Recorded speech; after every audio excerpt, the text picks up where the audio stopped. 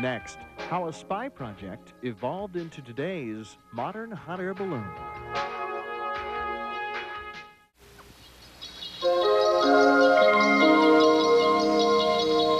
Great ideas must, of course, come from somewhere.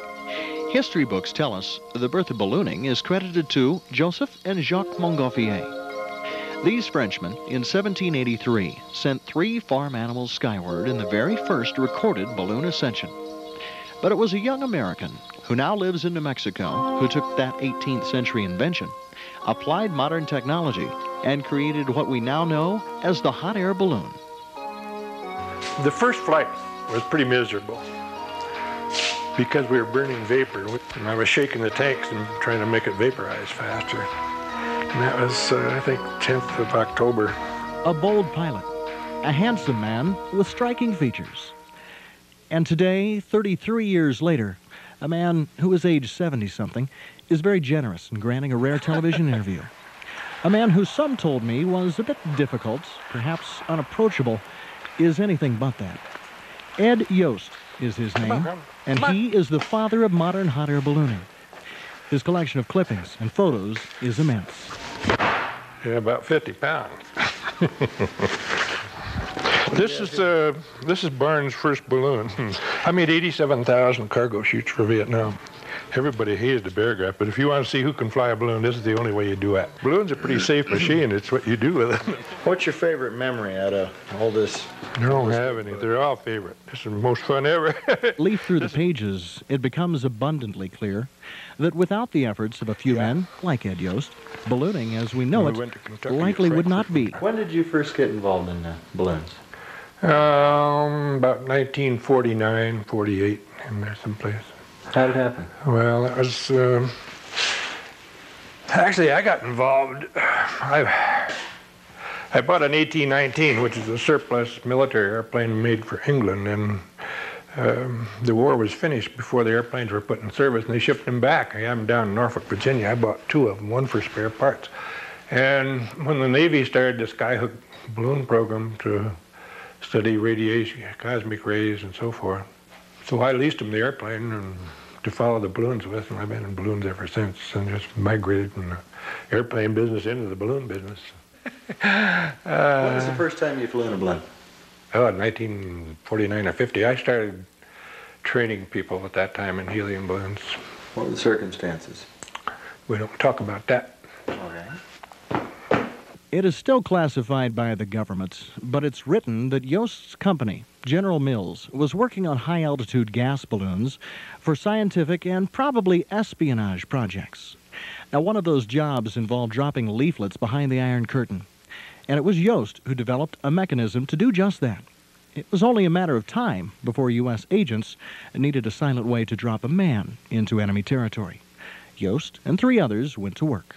I made a 10-foot plastic balloon, and I had a plumber's fire pot that I heated my airplane engine with, and I put that on this 10-foot balloon. I got some buoyancy out of it.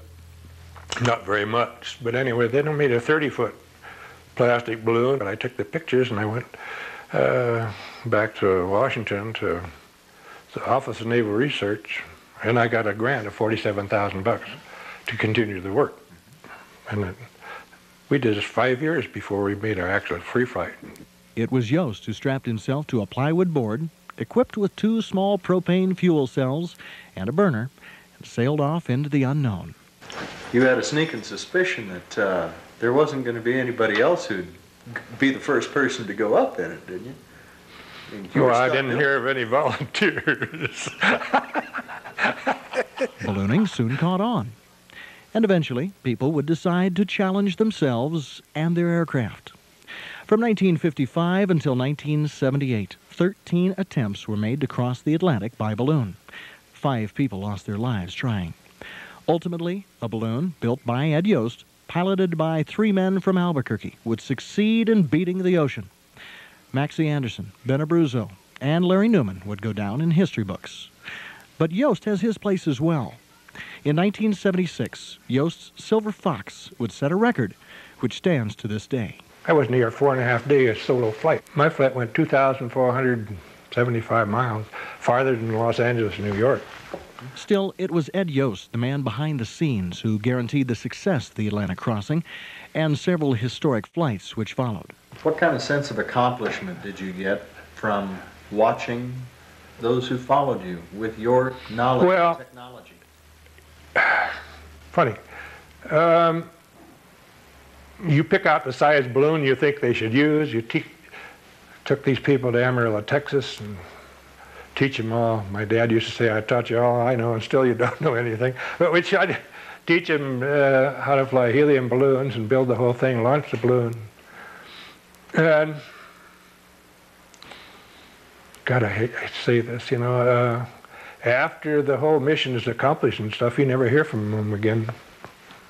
Any of them. Never? Never. Well, when they want something else. As Yost now tells it, the 1978 flight of the Double Eagle II, the first crossing in the Atlantic, saw Yost with much more than just a passing interest. You see, not only was he the builder of the balloon, he owned it all the way across the ocean. He mistakenly was not paid before the flight. When you think of how much effort, thought, work, labor, sweat, blood, and tears has gone into bringing the Science Air Station to where it is, kind of disappointed guy to think that it might not go a hell of a lot further? It's disgusting. Obviously, Ed Yost is not particularly happy with what has happened to the science that he helped pioneer. He produced a book for us to inspect, the product of 5 years' work, all the things that he wanted to know before making his first flight. He is sorry to see that, in his opinion, little has happened since then.